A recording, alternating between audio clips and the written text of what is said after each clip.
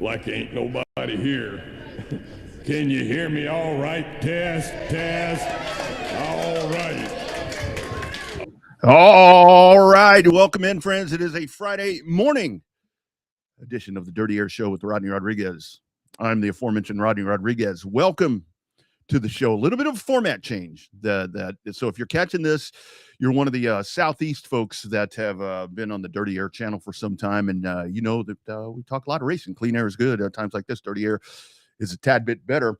A little bit of a format change. What's going to happen? You'll still get your racing content. There still will be Dirty Air. There still will be the Revved Up Sports Show. All of that still exists. However, Dirty Air is going to transition over from time to time. Who knows? Maybe at some point, maybe daily, to a sports show, a full sports show, friends. So that's what's going on. So just ride with me for a little bit. We'll all get into a new groove right here. Right now, I'm doing it at 8 a.m. Central. That may change. I don't know. But I'm talking Texas sports because that's what we do down here in Texas. And that does tie in really well with all of my friends along the Southeast because you guys are the SEC people, and it just means more. So we'll go over that. But on the show today, there will be some racing conversation because there was a NASCAR race this week. The Clash, Cookout Clash at Bowman Gray Stadium. I'll give you my thoughts on that in just a little bit. Super Bowl 60 coming up on Sunday. The Seattle Seahawks and the New England Patriots. We'll talk some Super Bowl. Talk about the game. Maybe not so much the X's and O's. We'll just talk Super Bowl. Got to go over that. And then towards the bottom, about the last 10 minutes of the show, we'll go to the Double R Bar. Double R Bar. We'll just sit down, maybe have a cup of coffee. If you're having a beverage of choice at 8 a.m. on a Friday morning, you can have that, and we'll just talk about nuggets going on in the sports world. Probably some Olympics that's going on. Olympics firing off. As a matter of fact, I think today you'll have the opening ceremonies and so forth. So get into a little bit of that and maybe some other stuff as well. All of that coming up here on the Dirty Air Show with Rodney Rodriguez on your Friday morning. But diving in, if you're a Texas sports fan, and as I said, that's what there are a lot of here in my area. We talk about the great athletes that have graced the 40 acres. Vince Young, you go to Earl Campbell, Ricky Williams. It automatically will go to football, probably then baseball, and then you do touch on men's basketball because there have been a couple of good runs in the Texas men's basketball program, which is once again in a rebuilding phase right now. By the way, Chris Beard, welcome to the Mood tomorrow. Welcome to Austin. Welcome back, my friend. But last night, hopefully you flipped on and watched Vic Schaefer's ladies take on Kim Mulkey's LSU Tigers in a rematch of one of the games that Texas has lost this year. Of course, Texas losing back-to-back contests a little bit earlier in the year to a couple of really good teams, those being South Carolina and these LSU Tigers. By the way, if you're on the on an audio version of the show, you can hit me up on a text line. There is a text line for this show, 512-931-1724.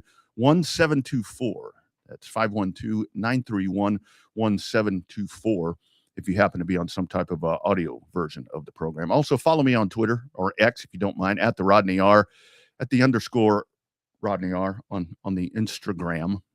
Is the socials there. That's where you'll probably get your updates, as well as Facebook on when the show will streamline into a regular time slot and so forth. But so with all of those great athletes that we talk about at the University of Texas, all too many times, we go to those dudes. We go to those guys that just do tremendous things and have left historic presence with the University of Texas. Hopefully, you are into this women's basketball program because when it comes to basketball, and I've said this for a lot of times, when I think of the lore and the history of the Texas athletic program, and I want to talk about basketball, I'm probably leaning more to the women, to be honest with you. When you want to talk about a tradition of winning, of course, baseball, swimming, diving, you got all that. But I'm talking about basketball. You can trace this thing back to the Jody Conrad's time here, national championships, Andrea Lloyd, Clarissa Davis, Cammie Etheridge. I mean, there have been so many women's basketball players that have done tremendous things at the University of Texas. And hopefully you are being a part of watching what is happening right now, because you've got Rory Harmon, who breaks yet another record, Texas women's basketball record last night. Now the leader in steals, already the leader in assists. This is tremendous to watch what this young lady is doing on the basketball court. And Vic Schaefer has brought this program back and has built around this young lady. And this is a team that's on the verge of possibly winning a national championship, friends. This win last night. So take a look at the resume. We talk about resumes all the time when it comes to everything from college football to the NCAA tournament to all of that. So far, Texas now have wins over. And these are where these teams were ranked. And thanks to my friends at 247sports.com for the information right here. At the time, the following teams were ranked in these positions when Texas, the women's basketball program, beat them. Number 24, Richmond. Number 3, UCLA. Number 2, South Carolina. Beat the Lady Cox.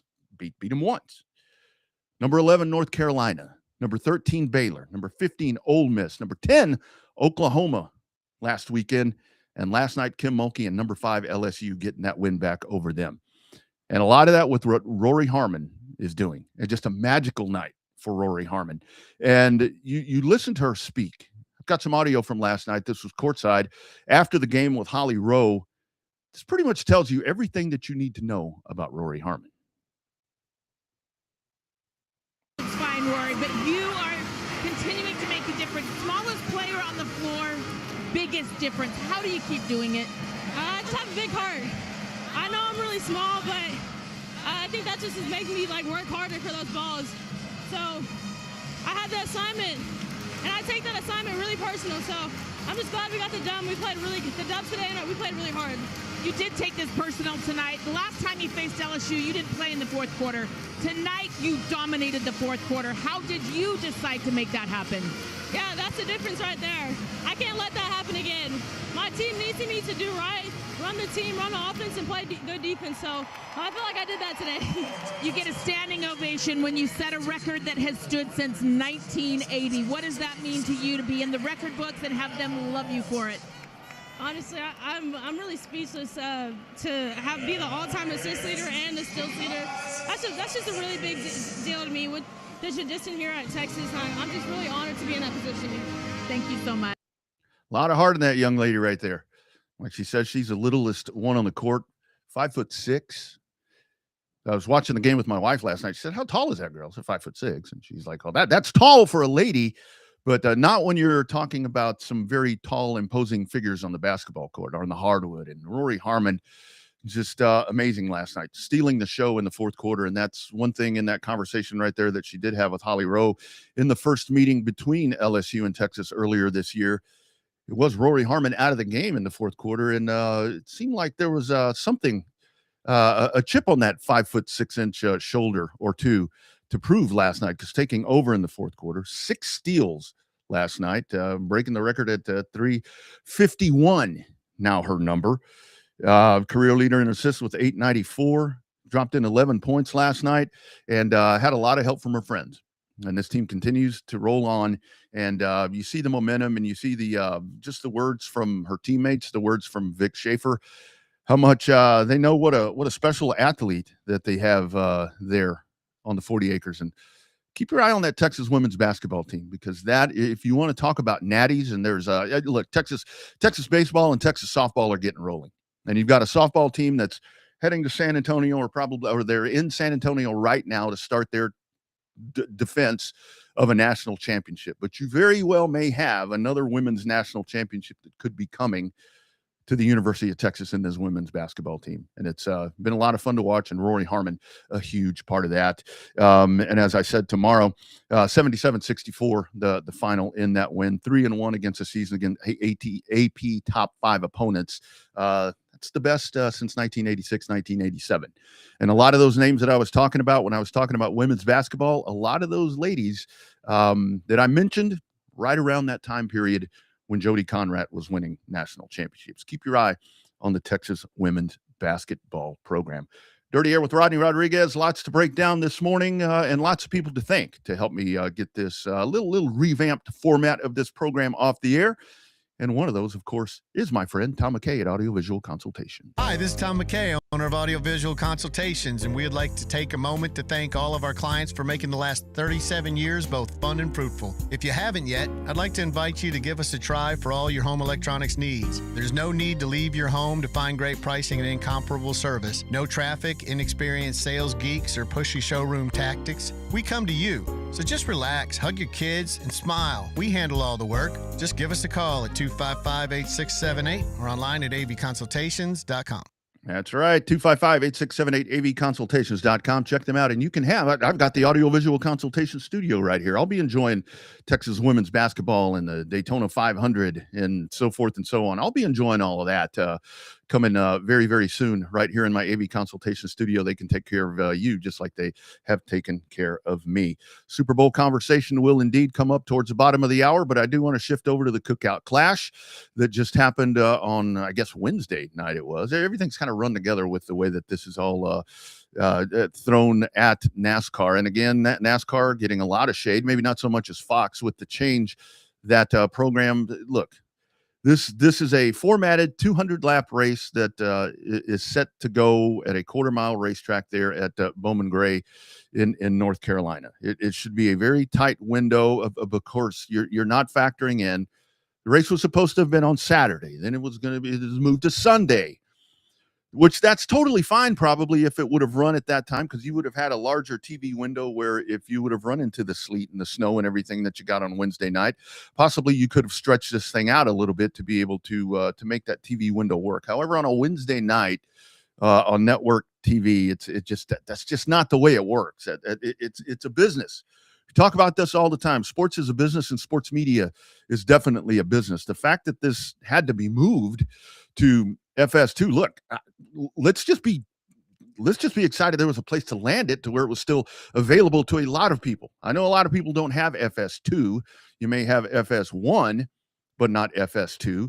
If this would have been on NBC, this could have very well gone over to the Peacock, and you would have had an even bigger problem. But a lot of this, the emphasis here is on Fox and the Fox network for the way that they handle this. And, many people are critical of the Fox coverage, whatever they may be doing with cartoon character, however you say that word, which, by the way, everybody's doing those right now. I haven't done them. I've posted a couple of different things on my Facebook page to where it's like, I asked Chat GPS to pop me up a little cartoon character, and once it popped up Red Fox, and the second time it popped up Fred Berry.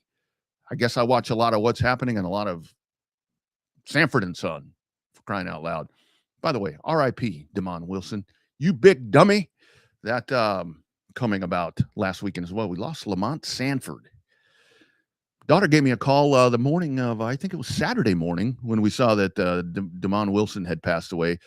She'd been visiting for a couple of nights before, and we had watched marathons of Sanford and Son. She's like, Dad, you did this. You did this to the big dummy. Back to the Fox thing. Look, the Clash, now it's, what do you do with it? Where's it going to be moved to? Everybody's throwing out racetracks. Everybody has ideas. And look, here's what I'll tell you. When you had the outcry over the point system, everybody said, and I say everybody because it's literally everybody who claims themselves as a NASCAR insider or a NASCAR knowledgeable person or a NASCAR media member. Let's go back to the old point system.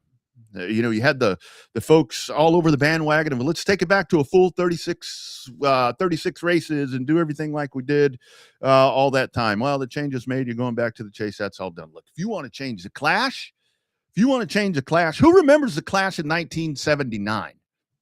This guy. It was a 20-lap sprint race at Daytona. Fine, run it at Daytona. I don't care. Fine, great. Take it back to Daytona. Make it a part of Speed Weeks. But make it to where it was, those were the pole winners from the year before.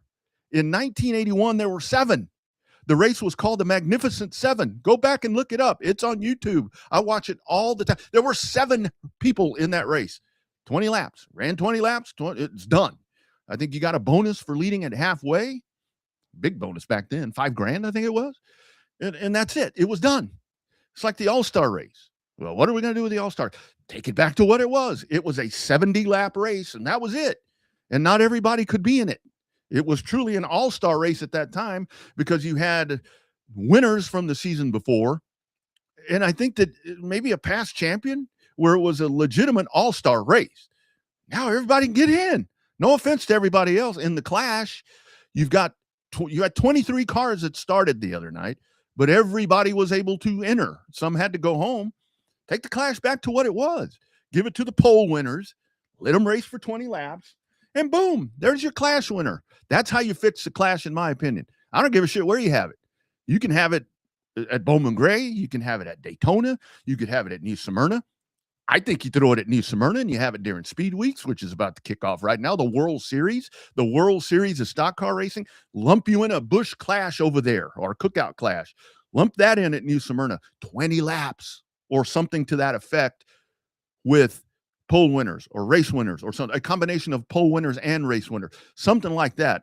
Not just everybody, not just everybody. Makes it more special, makes it nostalgic. You don't have to have everybody a part of this thing. That's how you change that. I don't care where it's at. But again, that's just my opinion.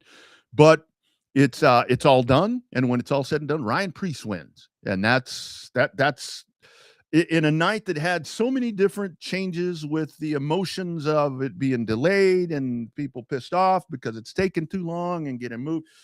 That race should not have taken 4.5 hours or however long that took. But you're dealing with weather. You're dealing with massive TV contracts. And I know NASCAR has a massive TV contract with Fox, but the Masked Singer, hey, that's not my cup of tea. I don't watch any of that stuff. I watch none of those kind of programs. And I think this was like the return of the Masked Singer that they've been advertising forever, it seems like. NASCAR's not going to win over that. And honestly, for the folks that are screaming from the rooftop about how can you put the Masked Singer on over NASCAR, I haven't seen the TV ratings. I haven't seen the Nielsen ratings. Somebody can probably prove me wrong, which people frequently do when it comes to doing these programs. But I'm sure that the Masked Singer probably outdrew NASCAR because most things outdraw NASCAR, especially that there with green flag, yellow flag, green flag, yellow flag, green flag, yellow flag. It's just a bad product.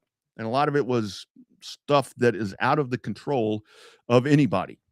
The fact they're trying to race on sleet and ice and all of that. Hey man, I love that. I think that was pretty damn cool. As a matter of fact, that you put them out there on their wet weather tires and you let them race on the ice. It looked like the city of Austin here when you get just a tad bit of ice. It happened last week where roads are iced up and people are out there trying to navigate and they have no clue what they're doing. And that's kind of what we saw with the Clash. But look, it's done. It's time to move on to Daytona and tune into the Dirty Air Racing Show. And there will be extensive conversation about the Clash. But just had to bring that up because I knew that was going to be a point of conversation just with everything that transpired throughout Wednesday night. Some other news from the 40 acres that I wanted to touch on, and it kind of went by me there as I was talking about Rory Harmon, as I wanted to solidify that conversation about Rory Harmon. Steve Del Conte and his state of the athletic program 2 hours that he spent there taking questions and just giving thoughts on all the aspects of men's athletics or athletics at the University of Texas. There will be a spring game. It was announced. We don't know the form of it. April 18th, 2026 will be the date that'll happen over at the 40 acres. I would assume it's going to be a very fan inclusive event like it has been in the past where, autographs and then you do some sort of,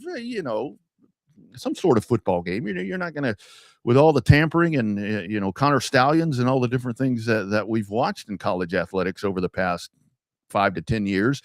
You're not going to get out there and show a lot of what you got in a spring game, but at least an opportunity to get to see Arch Manning and this, what should be a very highly top 5 ranked Texas football team in a semblance of a spring game. So that'll be coming up on April the 18th, 2026. I, for one, am very happy that's going to happen. I think, quite frankly, the spring game, what that does, there's already going to be a lot of excitement around this program as we get set for the 2026 football season, and a lot of hype and a lot of expectations, which, I talked about this a lot with my partner, Adam Wagner, on Chaos Theory on Texas Sports Unfiltered, where it's like this year, the conversations and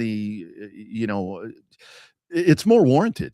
it's a hell of a lot more warranted. You've got a quarterback that now seems ready to handle this limelight, some of these expectations that have been set forward for Arch Manning. It seems like he's going to be more apt to fulfill some of that. You've gone and you've solidified a running back room that lacked last year. You've your wide receiver room seems to be one as well that is going to be extremely fun to watch with that combination of what you have in the backfield. You've gone and you've gotten your left tackle and you made some moves there on the offensive line that I think are going to only help the cause of Arch Manning and this offense and this running back trio, if you want to call it, running back tandem. And on the defensive side, you've gone back and you've brought back Coach Boom. And I think that intensity right there is going to be something that's it's going to make this a very well-rounded football team. And I think that if you get this team out in front of its fan base on April 18th, 2026, and give folks an opportunity to kind of see what's going on with this, even though it's going to be a very light, it's like the race cars. When you see them testing, they're all primered up. It'd be a primered up version of the Texas football team, but hell yeah, roll them out there. Get this fan base excited, because this, I think, is a year that you want the fan base excited because it's realistic. And I, for one, am excited to see what you get out of this. So that was some of the great news coming out in that conversation there, that you will have a spring game that will be back in action once again as we head towards the 2026 football season. Super Bowl conversation will be coming up as well. I want to talk a little bit about the big game that's coming up on Sunday and some of the nuances of that. But before that, I do want to tell you about some good friends of mine that have been with me, whether it be on the Revved Up Show here on Dirty Air for quite some time. And they all the Dirty Air merchandise that you'll see out and about, it does come from my friends over in San Antonio. It is on-demand shirts, and they can take care of your apparel needs as well, whether you're a Fortune 500 company, whether you're a youth football team, youth baseball team, you're a soccer team, you're a racing team.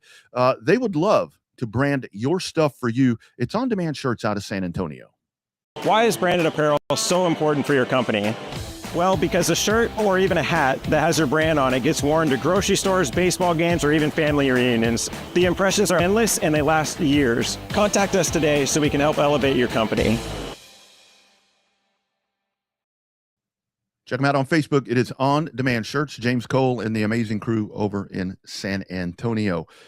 Super Bowl 60 coming up on Sunday, and that'll be right around 5:30, 6 o'clock, I guess, by the time it kicks off here. And Seattle taking on New England, a couple of teams. I think you certainly didn't think that you would see New England in this ball game. Year two, I guess we want to call it, of a Drake May era that has watched him, by the way, runner-up in MVP voting last night with the NFL awards. Matthew Stafford winning the MVP award last night and saying he's going to run it back. So you'll see Matthew Stafford again next year as a Los Angeles Ram after he wins the MVP award. He tells everyone that he will be back, and that's great. Look, Matt Stafford's a lot of fun to watch. He's a Texas guy. I am a fan of Matt Stafford. I think that it's great that Matt Stafford has found him a landing place there with Sean McVay. And I think the fact that, Matt Stafford ends up with Sean McVay at Los Angeles only affords him the opportunity to play a little bit longer in the NFL. But before we get into that Super Bowl stuff, one of the other things that we saw last night is we do have our brand new, as we want to call it, I guess brand new. This is going to be our Hall of Fame class for 2026. And I got to tell you, because the conversation going into this, I didn't want it to be of who was going to be left out, because you had Bill Belichick, which, come on, man, this has got to be a situation to where there's folks that are more in tune, I guess I should say, need to be the ones that are Robert Kraft left out as well, that need to be inducting people into a Hall of Fame. I totally get with writers that, cover people and that cover these players and have covered these players for a long time and have done whatever. But at some point, you're going to have that bias in there. And that's where you get to anything that you're going to leave. In the opinion of people, biases are going to come into play. And to sit here and say that Bill Belichick and Bob Kraft were left out of the Hall of Fame on the, their initial ballot of the Hall of Fame based on their, we're going to say it's Spygate. We're going to, I guess Brady's Deflategate. We're going to say that Spygate is more on Coach Belichick and the North Carolina thing. To me, I've seen the North Carolina, what he's done there, and with the young woman that he now has as his significant other, which, by the way, good for him. Whatever. I don't care about that. We're talking about body of work of what he has done. And this is the NFL Hall of Fame. This is not the dating Hall of Fame. This is not the whatever. You've got people left out of the Major League out of the MLB Hall of Fame that I think should be in, that saved baseball. You have, the steroid era was what it was. Yeah, it was what it was. It was the steroid era. And some of those guys that are not in the MLB Baseball Hall of Fame saved baseball, in my opinion. I was totally off of baseball after the strike of 94. Didn't really give a shit about baseball for a while. And that's saying a lot, because I truly love baseball. I like baseball a lot. I was never good at it, but damn it, I love to watch it, because that is a game of strategery that we talk about all the time. If you sit and watch baseball and you want to tell me it's boring, you don't understand it. You don't understand baseball. Enough of that. That's for a different time. Here's your Hall of Fame class. And we'll start. How about that? Adam Vinatieri. He yes, better be in the kickoff, or better be the kickoff. That's what he does. Yeah, he better be in on the kickoff.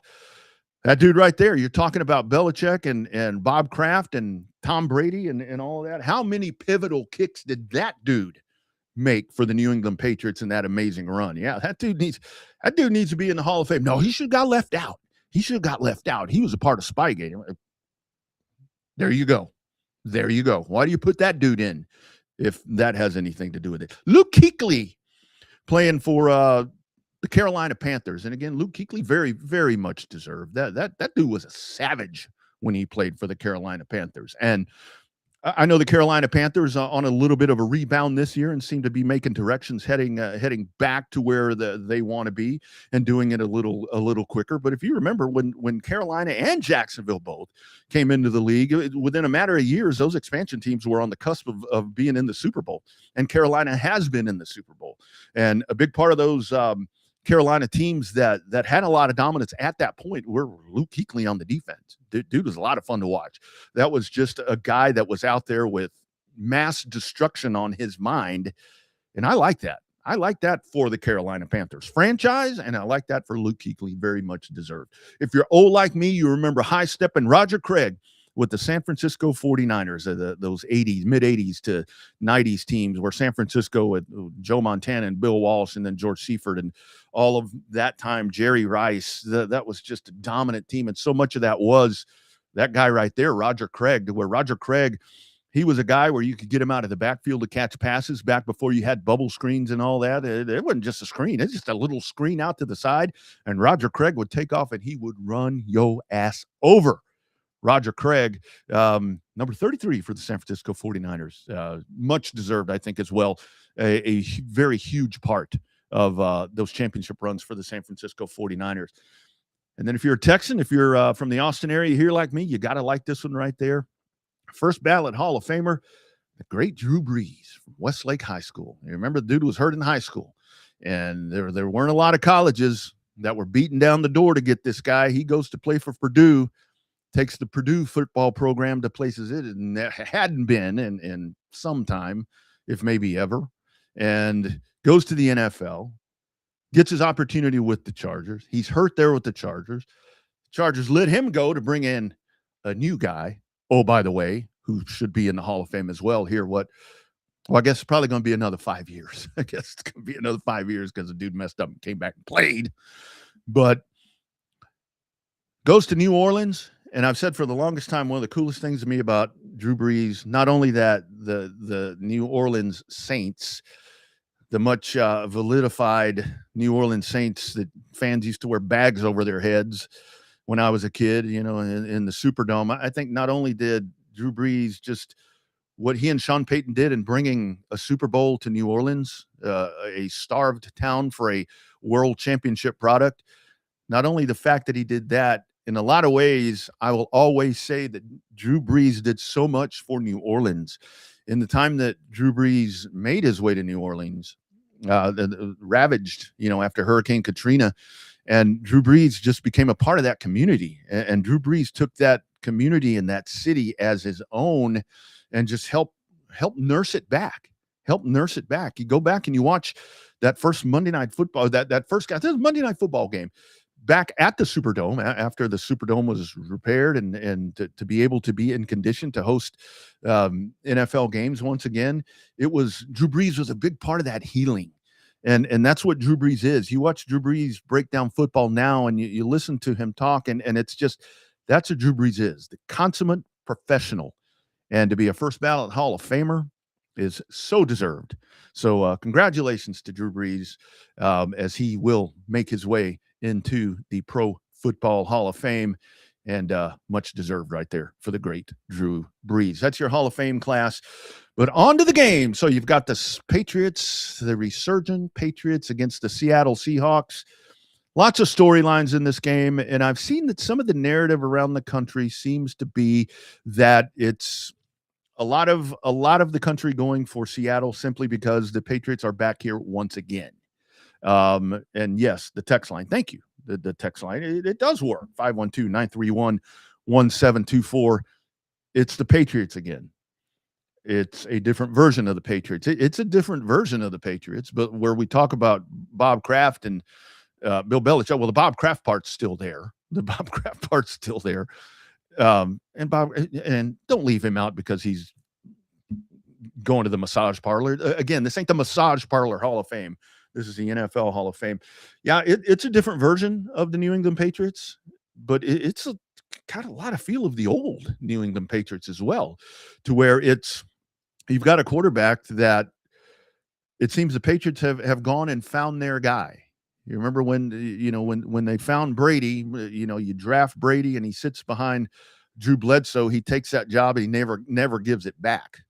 I guess the difference here was in the drafting of Drake May. The plan always was for Drake May to become the franchise quarterback, which he has jumped into that role, and he is doing it already here in year 2. And he's got his team in the Super Bowl. This defense is really good. You've got 2 defenses that are going to be locking heads here in this battle. This could be a first team to 20 game. Especially New England. I think New England can score 20 points in this game.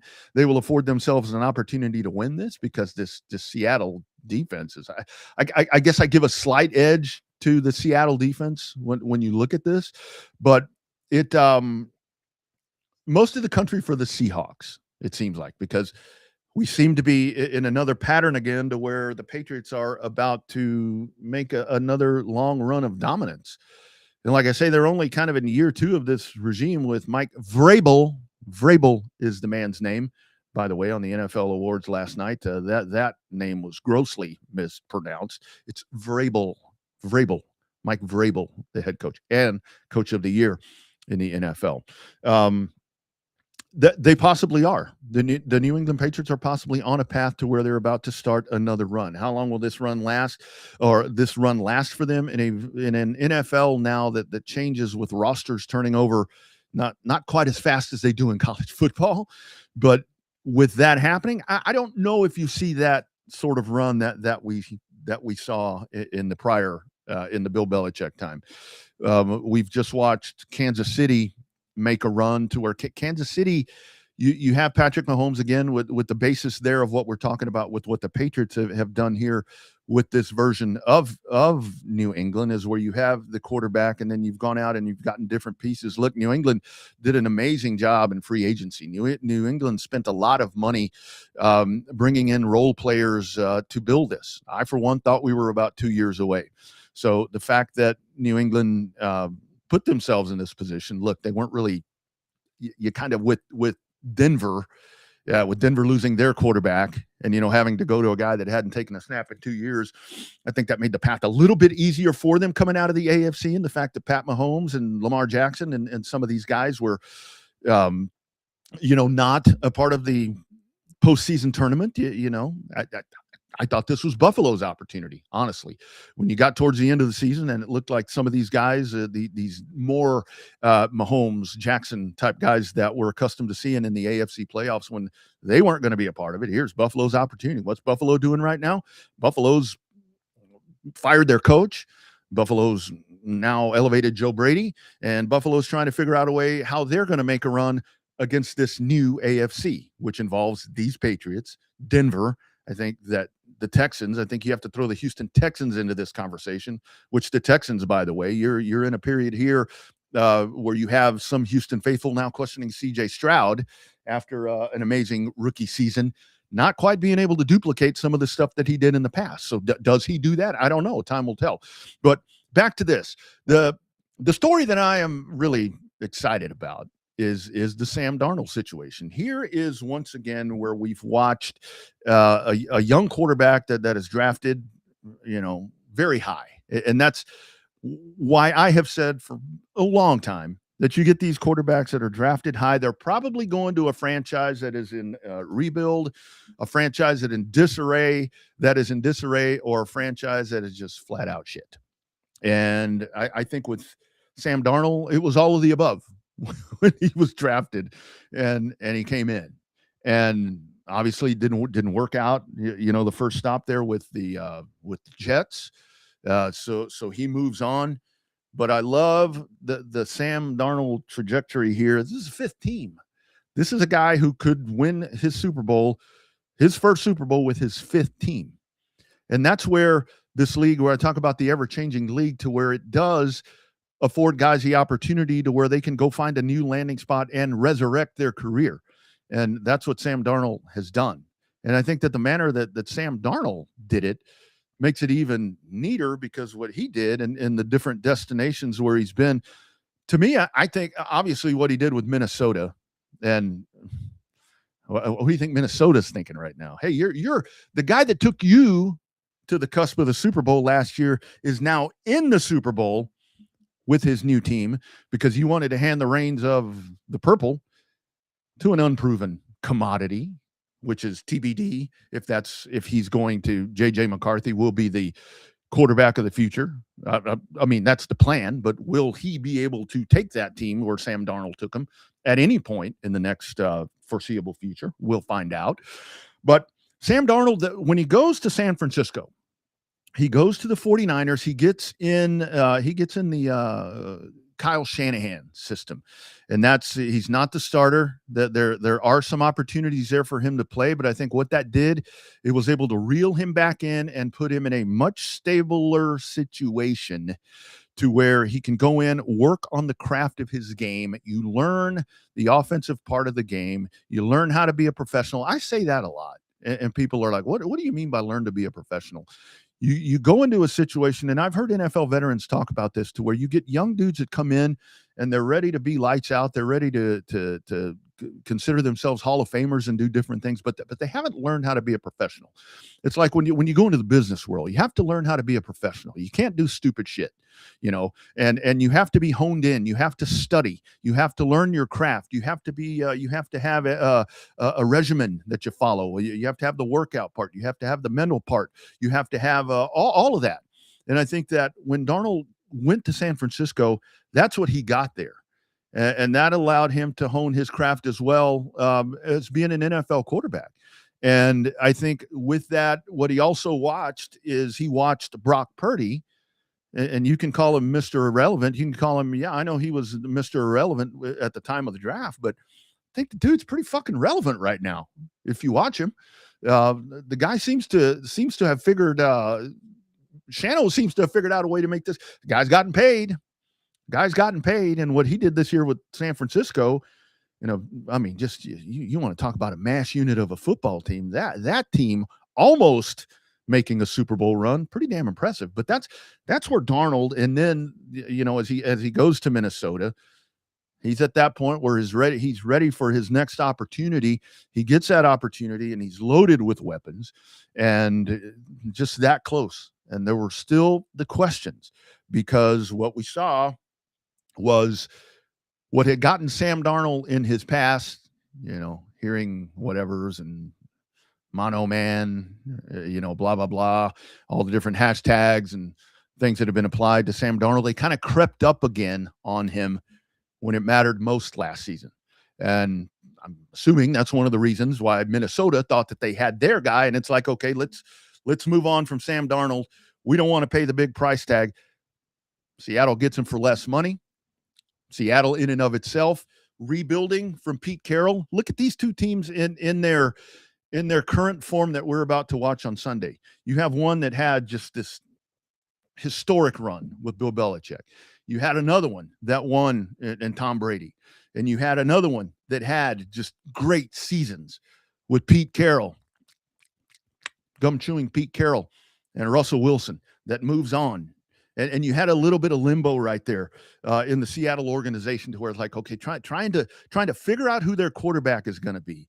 And here you go. You've got your new system, and you go out and boom, you get your quarterback. And I'll be damned, on the way to the Super Bowl, Sam Darnold gets a couple of different opportunities here for some of those things to pop up again that had kind of made questions about what was happening with Sam Darnold. And I'll be damned, Sam Darnold answered the bell. Sam Darnold answered the bell. Is this going to be, maybe those things come up again on Sunday. I've talked about this New England defense, which is really, really good. I've talked about them. Thank you. Hook 'em horns. Thank you for checking in. Maybe it'll be 8:00. I don't know. The text line asking me also, is this going to be an 8 a.m. show? Maybe. I don't know. 8 a.m. Monday for sure, because I'm going to recap the Super Bowl. So you'll have the Dirty Air show on Monday morning. Get your Super Bowl recap and all of that stuff, and we'll break all this down. But you've got two teams that have built themselves up and risen back very, very quickly. And this is where, as I look at it as a long-suffering Dallas Cowboy fan, that 30 years ago, my team won their last Super Bowl to date 30 years ago. Why can my team not be back in 4 years, 5 years, 10 years? I'd be good with a 10-year turnover. I thought maybe it was going to be a 10-year turnover. There were opportunities for a 10-year turnover, but this isn't a Dallas Cowboys discussion, so I'm not going to take you into me ranting and raving about all of that. We've got all off season for me to do that and get you some Jerry Jones sound. But you have two teams that have built, two organizations that have built themselves back, and here they are in a Super Bowl where a lot of people seem to say that there aren't a lot of storylines, but I really do think that there are, just in that sense right there, that you have the two organizations that are back at the peak of NFL football, playing for a Vince Lombardi trophy. To me, the Sam Darnold thing is fascinating in the fact that this could be a guy. Look, when Doug Williams won a Super Bowl for the Washington Redskins back when, never a Redskins fan, never a fan of the Commanders, never a fan of whatever. But I thought the Doug Williams story was so cool because you remember Doug Williams was one of the dudes in the Popsicle Orange Tampa Bay Buccaneers that had the Tampa Bay Buccaneers as an expansion team, almost on the cusp of going to a Super Bowl for John McKay. John McKay, love that dude. We don't play good offense. We don't play good defense. We don't do anything well. That's what I want to hear coaches say. Doug Williams, pretty much out of the game. Doug Williams gets an opportunity to go to Washington, and injury as fate would have it. Doug Williams back out on the field again.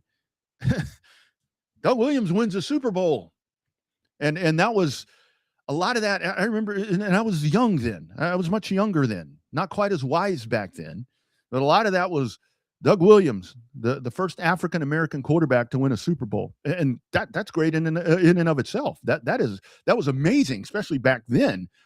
The fact that Doug Williams, I don't care, African-American, white dude, Mexican dude like me, the fact that he was damn near out of the league and found him a landing spot and won a Super Bowl championship, a Vince Lombardi trophy for his organization, for his team, that's a great story.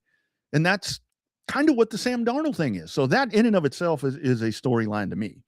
The Vrabel storyline, I think, as well, to where you have this guy with the new kind of NFL coaches that we're talking about. You talk about the Belichick mindset, but you've got Vrabel that's a player's coach, that's a This is kind of one of those like a good old high school football coach. It's going to put his foot in your ass if you, number one, disrespect him, or number two, if you're a lazy worker, or you're doing something that you shouldn't be doing.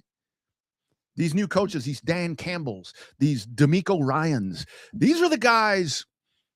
This is the new NFL coach, where you get some of these coaches that they just can't quite find their footing as a NFL head coach. They end up going back to be coordinators. That's what we're watching with this, to where you've got the Vrabels and you got the Campbells and you got the D'Amico Ryans and these guys that are the head coaches now, and some of these other coaches that maybe where they're the next shiny thing, where franchises would go out and grab these guys and thrust them in there, and in 2 years they're buying them out. They still have them on the payroll, and they're moving on to their next head coach. That's what these two teams right here, that as well, that you got two ball coaches. You just got two coaches that are getting out there and getting the best out of these guys. I've heard no marquee names in this game. Look at those rosters. Those are some marquee names. You're going to – there will be some marquee names. Super Bowl MVP may not be Sam Darnold. Super Bowl MVP may not be Drake May. Super Bowl MVP may be somebody on Saturday night around 9:30 that's up there talking about going to the Disneyland that you may not have paid a lot of attention to, that's going to now be on your map all the time. They may be saying they may be like saying ain't nobody here. Can you hear me all right? Test. All right. When they're saying that, on the text line did ask, where's that from? That's the Stadler brothers. That's Lester Roadhog Moran, friends, from the 1970s. That caught my ear on 8-track way back when I was a kid. My dad would play that in his car. Lester Roadhog Moran and the Cadillac Cowboys. And that right there, can you hear me? All right, mighty fine. The shit that sticks in my head. So it's a part of the Dirty Air Show. This is going to be a good football game. Like I said, keys to it. Defenses are going to shine. New England gets to 20. If New England gets to 20, we're going to have a fourth quarter football game. This could come down to kickers. Could come down. Seattle's got a really good one too. This could come down to special teams plays. This could end on a defensive turnover. This is going to be a good game. Don't write this game off as not any good, because you're gonna get a good game out of this. And again, this may not be the first time that you see these two franchises playing each other in the Super Bowl in the next 5 years, because they have built these franchises very accordingly, and they're built in the long run. They're built for the long haul. And now teams in the AFC and the NFC are chasing these players, or are chasing these two franchises. NTC_B Johnson asked, do you think Darnold and Geno may be creating a footprint for some of these underdeveloped college football recruits? Absolutely. Baker Mayfield is another great example. Thank you for bringing that up, because that's a dude where, look, he gets drafted. Where does he go? He goes to the place where you go to die. You go to die as an NFL quarterback. And look, it's, downhill, finds the right situation. Baker sat for a while with Sean McVay. He got to sit in there and he got to learn that system. He got to learn that operation. And Baker Mayfield now is a good NFL quarterback. You cannot like him all you want. I have said a lot of times people don't like him because of the Oklahoma thing. Well, I like him because he's like Travis. I called some Baker Mayfield games. Didn't get to call any Drew Brees games, but that's okay. But yeah, that's exactly what Darnold in these situations are doing, to where you watch these guys, and guys that get drafted so high, they're going to go into a situation where it is getting rebuilt. Troy Aikman, year one in the Dallas Cowboys system, all the potential that Troy Aikman had. Dude's getting scraped up off the ground. A lot of the regression that I mentioned CJ Stroud a while ago, regression that I talked about in year two for CJ Stroud, that regression was that dude was getting his teeth kicked in because his offensive line was horrible.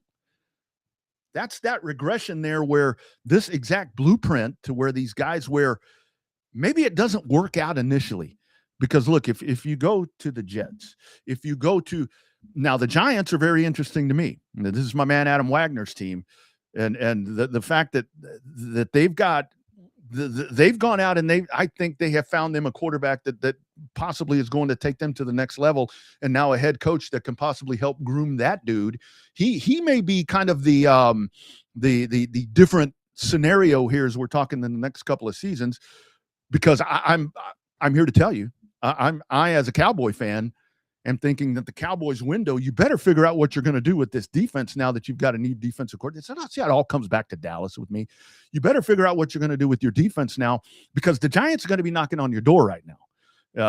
Yeah, the Commanders kind of fell off a little bit. That's an old football team. In that amazing run that they had last year, I know that Jaden Daniels led them as a young quarterback, but you go back and you look at that roster. That was an older roster. That roster is almost in line right there with that Indiana football team that just won the college football national championship. Kind of in that line right there. But watch these stories, and you're going to have all your Super Bowl food. You're going to have Super Bowl parties. There's a Super Bowl party that happens here at my house. I did it for years, just as a casual gathering of some friends to have them come over. It was back in the days when I wanted people to like me. Now I don't care, because if people don't like me, that's fine. Whatever, to each their own. But now the Super Bowl party is my wife's event. Now it's like, is there going to be a Super Bowl party? She says to me, and it's already planned. When I find this out, it's like, oh, okay. Well, she's telling me here's the people that are coming over, and I'm like listing off 4 or 5, the same ones of the original, the Magnificent Seven that I was talking about in the 1981 Bush Clash. That's about what I have for my Super Bowl gathering. Because a lot of times when it comes to the Super Bowl, and again, I truly do love the people that come over and to enjoy it. But I'm one of those guys to where I kind of want to be left alone. Many will say that I want to be left alone in life, just in general with my dogs. But like when it's game time, and for one thing, I have to watch the game to break it down to do this, because I don't like watching stuff on replay and just kind of doing whatever. I kind of like to watch it live, but I kind of have to let it sink in. I kind of have to come over here to the AV Consultation Studio and be left alone a little bit. But have your great food, have your fun, have your whatever you're going to do for the Super Bowl. Please do it responsibly. That's the main thing.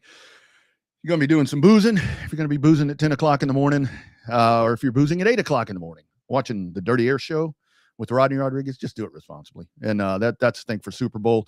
Remember, you got to go to work on Monday.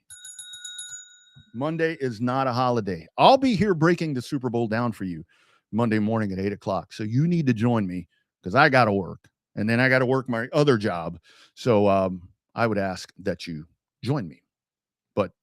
Do everything responsibly. All right, let's go to the Double R Bar as we that segment ran a little bit longer.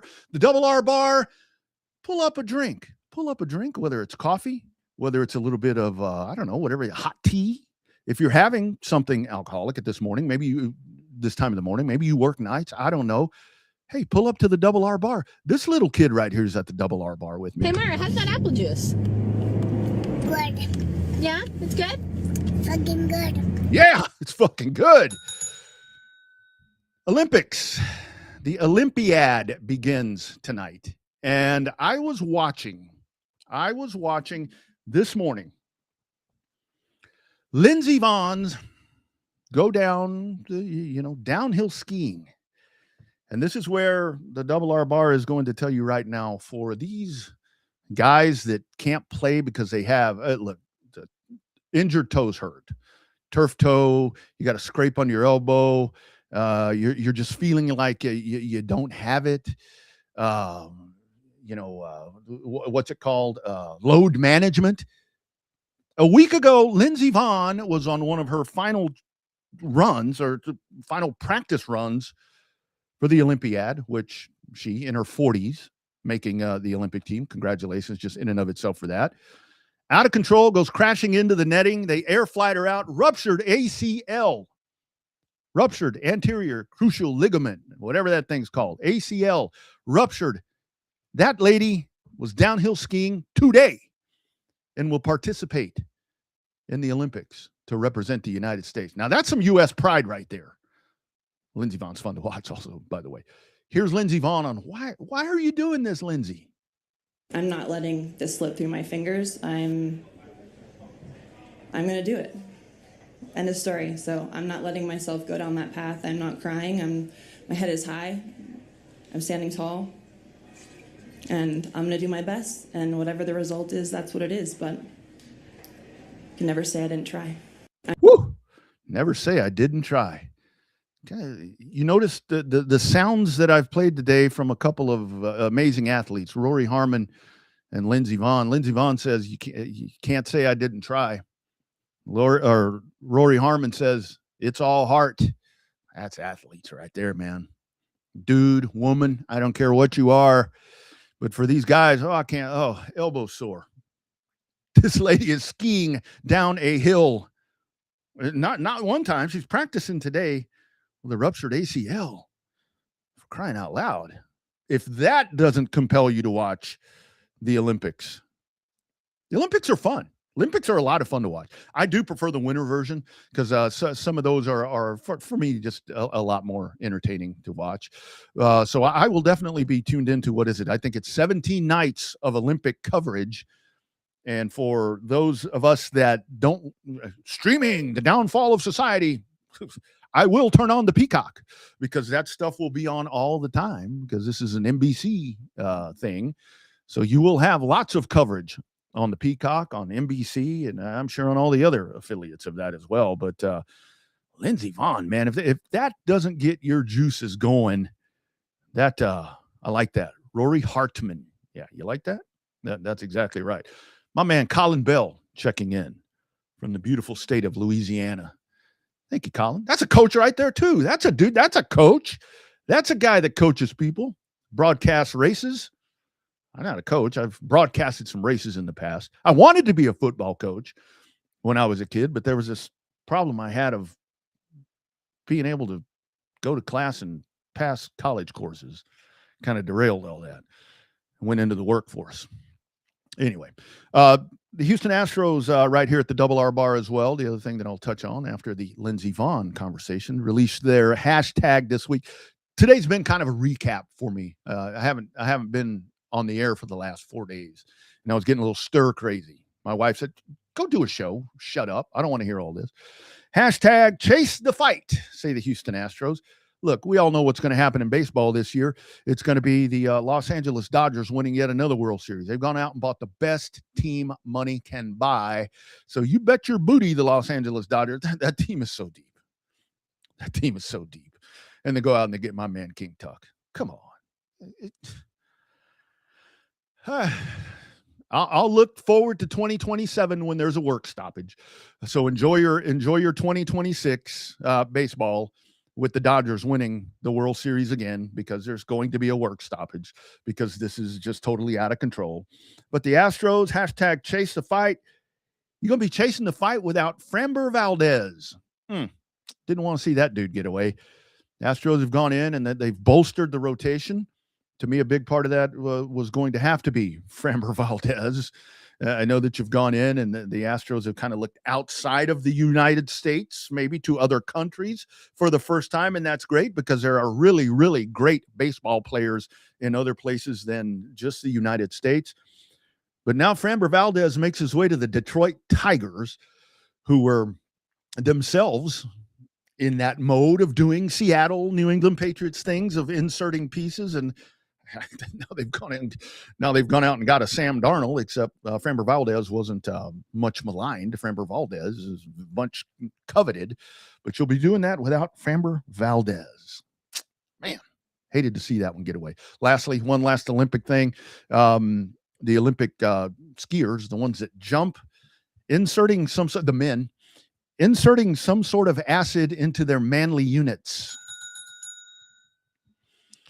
That is supposed to, I think, help with trajectory, supposed to give them flight. I don't know exactly what that does if you insert acid into your manly part, but I mentioned Damon Wilson a little bit earlier in the Dirty Air show. Because he's thirsty, dummy. I guess maybe that's a Smokey and the Bandit one.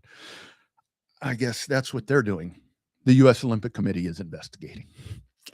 All right, friends, the Super Bowl is upon it. Texas basketball. You've got Chris Beard coming to town tomorrow to take on the Texas men. The Texas women will get set to go. Hopefully continue to chase. Congratulations to Rory Harmon just on an amazing night last night.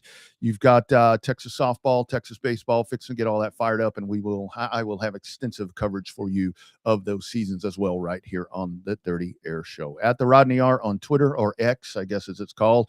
Dirty Air Show on Facebook. Again, that text line that you can check into at any point. If you hit that at some point, I always do monitor that. I always did that. Texas Sports Unfiltered, I would go in there to jump back in and see if I'd missed anything. 512-931-1724. Before I go, also got to give thanks to my man, Mike McCall, McCall Custom Homes. I'm rocking my Mike McCall, McCall Custom Homes lid this morning. If you're looking for that home renovation project, whether it's outside, whether it's on the interior, look, McCall Custom Homes was in last year and renovated my master primary bathroom into something very 2025, now 2026. They can do that for you as well. For 40 years, a father-son team, locally owned and operated. Don't believe me? Check out the Better Business Bureau ratings. Check out the Google 5-star reviews. They've got all of that. You'll see my name. You'll see Double R on there because they did it for me, and they can do it for you. McCallCustomHomesATX.com. Call them today, 512-633-9580, 512-633-9580. Be sure and mention Double R. Probably going to get a free estimate out of that. I forgot to ask Mike that. If I'm wrong, I guess I'm paying for your estimate. 512-633-9580. It's McCall Custom Homes. We build value into your home. All right, back here on Monday, reviewing the Super Bowl, reviewing the weekend that was. We'll go back to the Double R bar and talk about the Nuggets in the sports world. Thank you all for being a part of this. You'll catch the replays on the YouTube page at, it's called Dirty Air Sports. You can check it out there. Look forward to having some fun with you guys. This has been the Dirty Air Racing program. I'm going to see you bright and early Monday morning. That rooster will crow, and we'll talk some sports. You all enjoy your Super Bowl. Be well, friends.